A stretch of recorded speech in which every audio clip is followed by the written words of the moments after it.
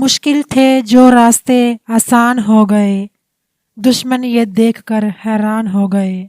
रखा जब मेरे नबी ने दुनिया में कदम, पत्थर भी कलमा पढ़कर मुसलमान हो गए। प्यारे दोस्तों, बीबी आमना रजी अल्लाह अन्हा फरमाती हैं कि जब मेरा बच्चा मेरे पेट में था तो बड़ी अजीब अजीब चीज़ें देखती थी। अगर मैं घर से बाहर निकलती तो बादल का एक साया मेरे ऊपर आ जाता और मुझे धूप न लगती। अगर मैं पानी भरने के लिए जमजम के कुएं की तरफ जाती तो रास्ते में जितने पेड़ होते उनकी टहनियाँ मेरे सामने झुक जाती, जैसे मुझे सलाम कर रही हों।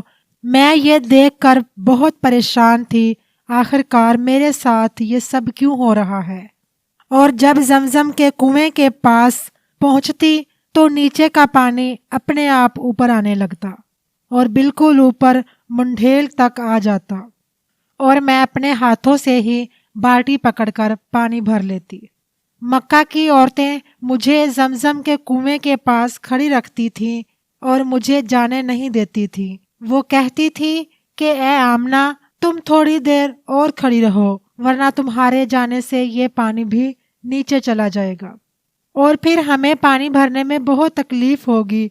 इसी तरह हजरत आमना रजी अल्लाह अन्हा फरमाती हैं कि मैं औरतों से सुना करती थी कि जब पेट में बच्चा होता है तो माँ को बहुत ज़्यादा तकलीफ़ें झेलनी पड़ती हैं।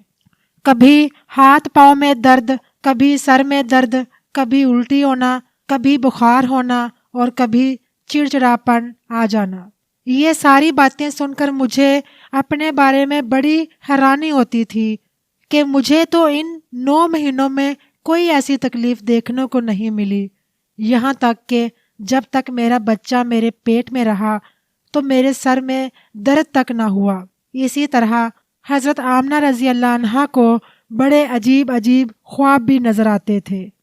वो फरमाती हैं कि जब मैं रात को सोती तो मुझे ख्वाब नज़र आता कि मेरे जिस्म के अंदर से एक नूर निकला है और उसने सारी दुनिया को रोशन कर दिया है। ये सब देखकर मुझे यकीन हो चुका था कि मेरे पेट में जो बच्चा है वो वाकई ही आम इंसान नहीं है।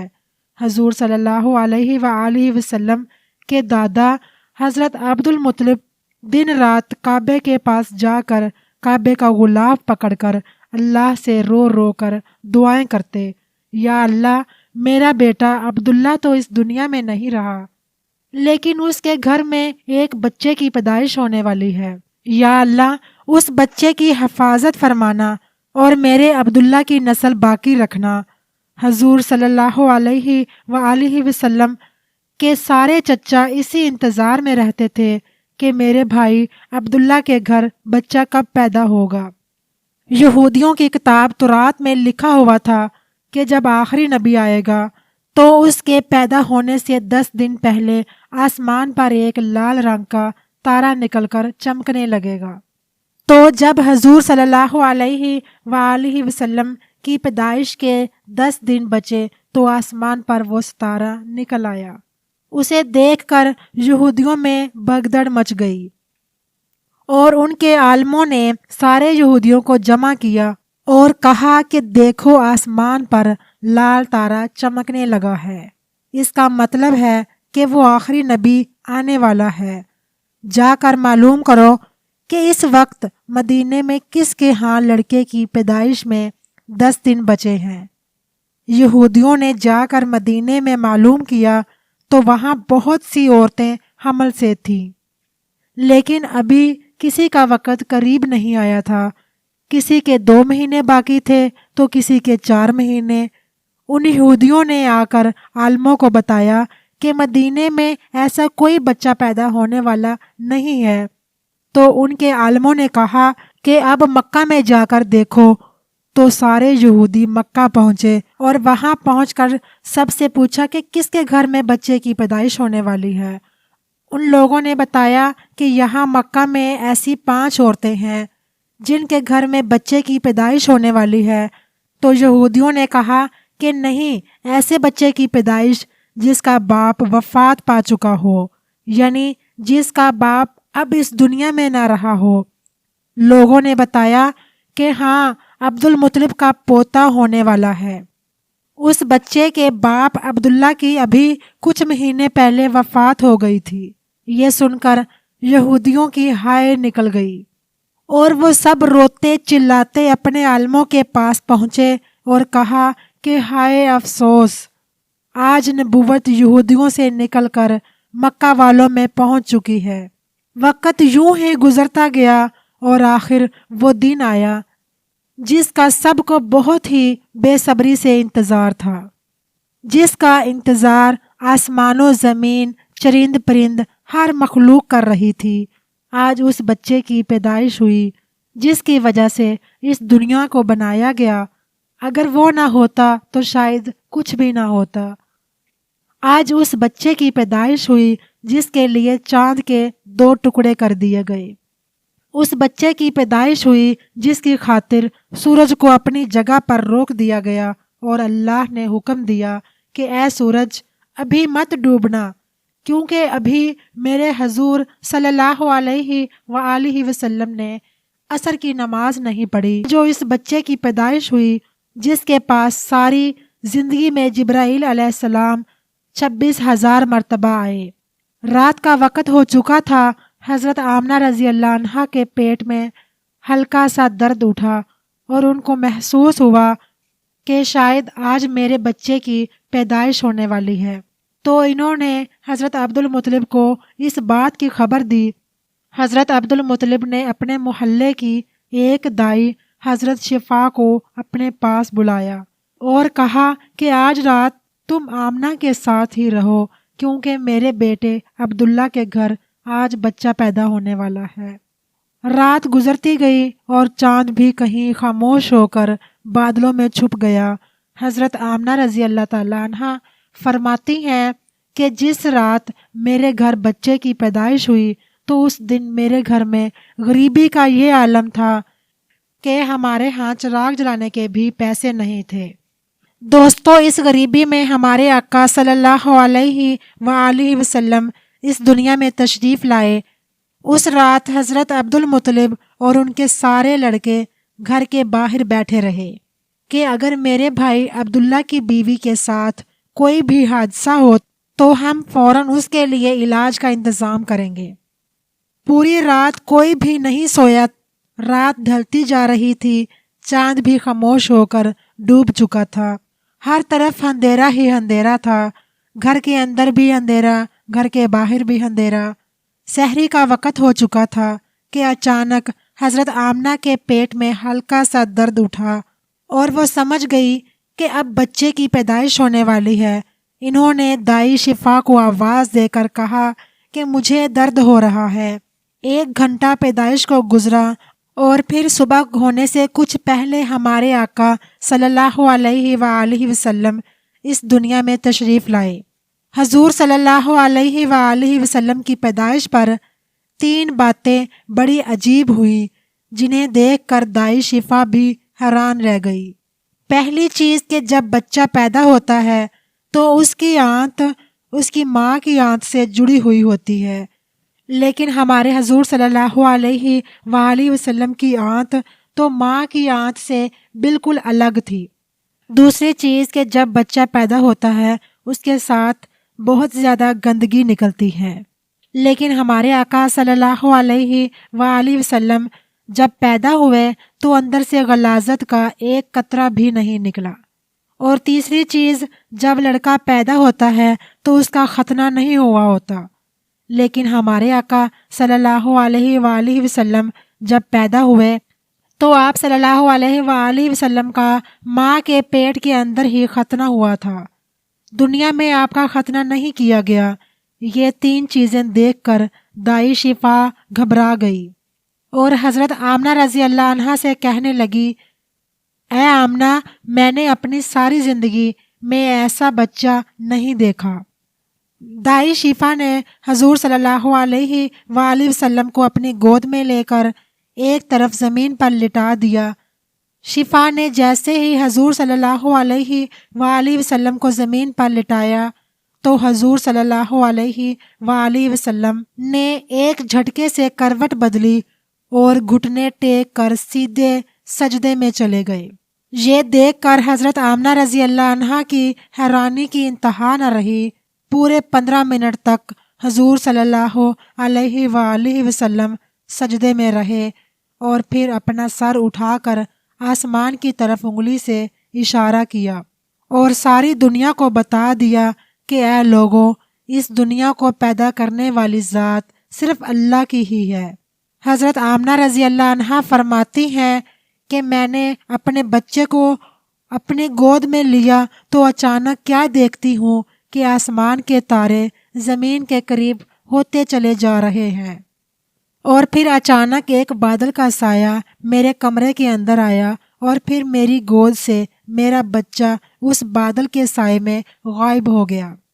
اس بادل کے اندر سے ایک آواز آنے لگی، اے جبرائیل علیہ السلام، اس بچے کو ساری دنیا کے چکر لگواؤ، سارے نبیوں کی خوبیاں دو، یوسف کی خوبصورتی دو، اسے ایوب کا صبر دو، اسے ابراہیم کی دوستی دو، اسے داؤد کی میٹھی زبان دو۔ اور پھر حضرت آمنہ رضی اللہ عنہا فرماتی ہیں کہ تھوڑی دیر بعد وہ بادل کا سایہ ختم ہو گیا اور میں دیکھتی ہوں کہ میرا بچہ میری گود میں لیٹا ہوا تھا۔ صبح ہونے والی تھی۔ دائی شفا نے باہر نکل کر حضور صلی اللہ علیہ وآلہ وسلم کے دادا حضرت عبد المطلب کو خوشخبری سنائی اور کہا کہ عبد المطلب تجھے پوتا مبارک ہو۔ یہ سن کر رات بھر کے جاگے عبد المطلب کی ساری تھکن جیسے ایک پل میں ختم ہو گئی ہو، اور وہ اتنا زیادہ خوش ہوئے کہ ان کی آنکھوں سے آنسو بہنے لگے، اور دائی شفا سے کہا کہ جلدی سے مجھے میرا پوتا لا کر دو۔ دائی شفا جیسے ہی حضور صلی اللہ علیہ وآلہ وسلم کو باہر لے کر آئی تو نظر پڑتے ہی سب کے ہوش اڑ گئے۔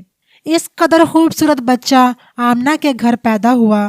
سارے چچا بھی اپنے بھتیجے کو دیکھ کر بہت زیادہ خوش ہوئے، یہاں تک کہ جب ابو لہب کی باندی صوبیہ نے جا کر ابو لہب کو خوشخبری سنائی کہ ابو لہب تجھے بھتیجا مبارک ہو، یہ سن کر ابو لہب اتنا زیادہ خوش ہوا کہ اس نے اپنی باندی صوبیہ سے کہا کہ جا، میں نے تجھے آج اپنے بھتیجے کی خوشی میں آزاد کر دیا۔ حضرت عبد المطلب بہت بوڑھے ہو چکے تھے، لیکن پھر بھی مارے خوشی کے اپنے پوتے کو گود میں لیے کعبہ کی طرف دوڑتے چلے جا رہے تھے۔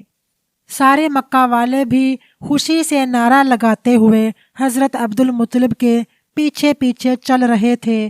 کعبے کے پاس پہنچ کر عبد المطلب نے اللہ سے دعا مانگی کہ اے اللہ، میرے پوتے کو سلامت رکھنا اور اسے زندگی میں بہت بڑا انسان بنانا۔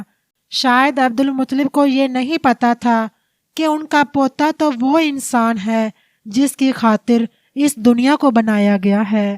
ان کا پوتا اتنا بڑا انسان ہے کہ اللہ نے معراج کے موقع پر زمین سے اٹھا کر 7ویں آسمان پر اپنے سامنے بٹھایا اور اس سے باتیں کی۔ ان کا پوتا وہ انسان ہے جسے مایوس دیکھ کر، اس کی آنکھوں میں آنسو دیکھ کر آسمانوں پر تہلکہ مچ جاتا تھا۔ حضرت عبد المطلب نے کعبے کا غلاف پکڑ کر اپنے پوتے کے لیے دعائیں مانگی، اور پھر انہوں نے پوتے کا نام محمد رکھا۔ محمد کا مطلب ہوتا ہے کہ جس انسان کی بہت زیادہ تعریف کی جائے۔ یہ نام سن کر مکہ والے کہنے لگے، اے عبد المطلب، یہ کیسا عجیب سا نام تم نے اپنے پوتے کا رکھ دیا ہے، ہم نے تو آج تک ایسا نام نہیں سنا۔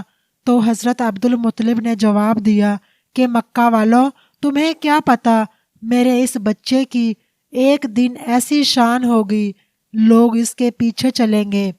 ایک بار حضور نبی کریم صلی اللہ علیہ وآلہ وسلم مدینے میں اپنے صحابہ کرام کے ساتھ بیٹھے ہوئے تھے، تو حضور نبی کریم صلی اللہ علیہ وآلہ وسلم کے چچا حضرت عباس نے فرمایا، اے اللہ کے رسول، مجھے بچپن ہی میں معلوم ہو گیا تھا کہ آپ بڑے ہو کر کوئی بہت بڑے انسان بنو گے۔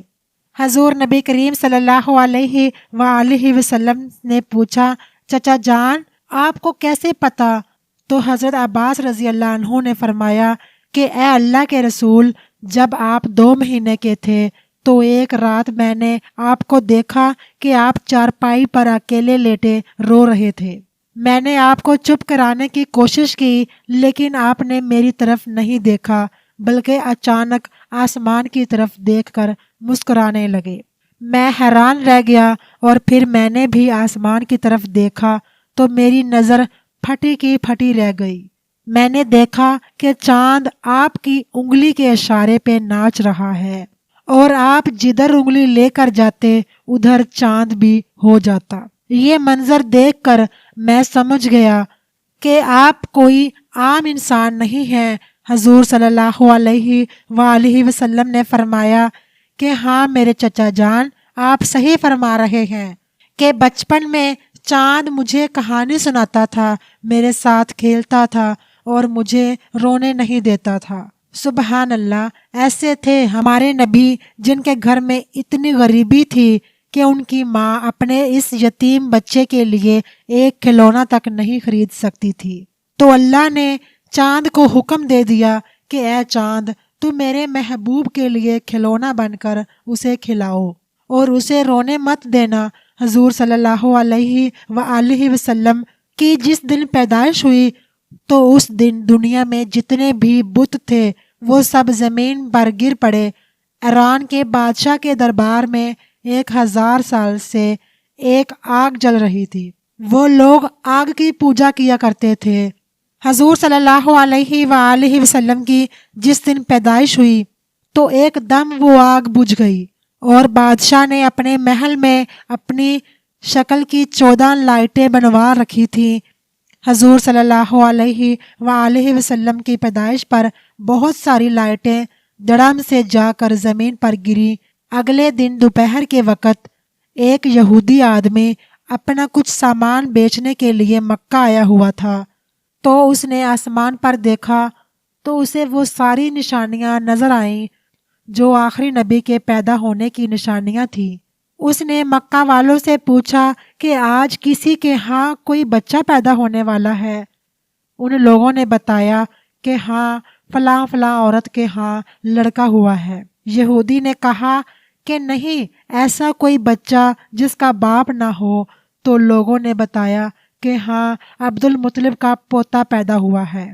اس یہودی نے کہا کہ مجھے چل کر دکھاؤ، میں اس بچے کو دیکھنا چاہتا ہوں۔